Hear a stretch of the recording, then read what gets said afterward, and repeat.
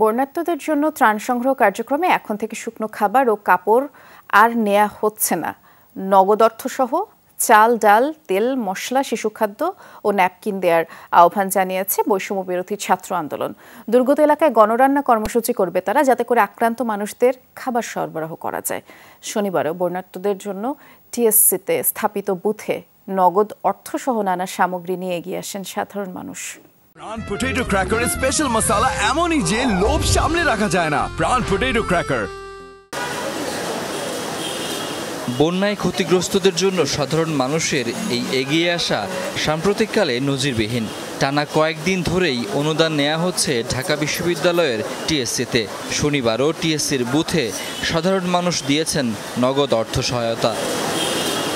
শুরু থেকেই এই কার্যক্রমে স্বতঃস্ফূর্তভাবে অংশ নিচ্ছেন বিভিন্ন শ্রেণী পেশার মানুষ। সাধ্যমতো সরকারি কর্মকর্তা, শিক্ষক, শিক্ষার্থী, প্রবাসী বাংলাদেশিরাও সবাই দিচ্ছেন সহায়তা। সবার প্রত্যাশা, সম্মিলিত প্রচেষ্টায় কিছুটা হলেও স্বস্তি পাবে বন্যা দুর্গতরা। প্রত্যেকটা মানুষ কিন্তু মুখিয়ে আছে কিভাবে এই পুনর্গঠনের কাজে সামিল হতে পারে। দান দিয়ে বটেই, আরও নানাভাবে এটা করা দরকার। থেকে সাপোর্ট করছি, আমরা নিজেরা দিয়েও খুশি হচ্ছি এবং আনন্দ পাচ্ছি যে মানুষের কিছুটা উপকার হবে। এটা থেকে আমরা জাতি হিসাবে একটা শিক্ষা পেয়েছি। এই শিক্ষাটা যেন আমাদের সামনের দিনগুলোতে আমরা পুরো জাতি হিসাবে ধরে রাখতে পারি, এটা আমাদের সবারই দায়িত্ব। মানুষ বন্যার্তদের জন্য সবাই এগিয়ে আসছে, আমরা সবাই এগিয়ে আসব, সবাই সবার জন্য কাজ করব। ত্রাণ সংগ্রহ কার্যক্রম নিয়ে সংবাদ সম্মেলনে বৈষম্য বিরোধী ছাত্র আন্দোলন জানায়, এখন শুধু সরাসরি অর্থ নেওয়া হচ্ছে টিএসসির বুথে আর অ্যাকাউন্টের মাধ্যমে।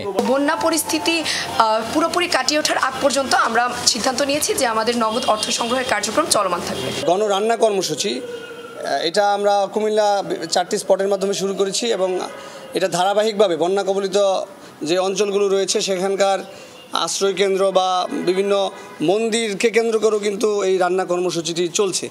চাল, ডাল, আলু, পেঁয়াজ, লবণ, সয়াবিন তেল, মশলা, মোমবাতি, দিয়াশলাই, ওরস্যালাইন, ঔষধ, পানি বিশুদ্ধকরণ ট্যাবলেট, স্যানিটারি ন্যাপকিন এবং আরও আরেকটি গুরুত্বপূর্ণ বিষয়, যেটি হচ্ছে শিশু খাদ্য। এই খাবারগুলোই আমরা আসলে নিচ্ছি। সহায়তা সংগ্রহের এই পর্যায়ে কাপড় আর শুকনো খাবার আর না আনার অনুরোধ করা হয় শিক্ষার্থীদের পক্ষ থেকে। শাকিল হাসান, যমুনা নিউজ, ঢাকা।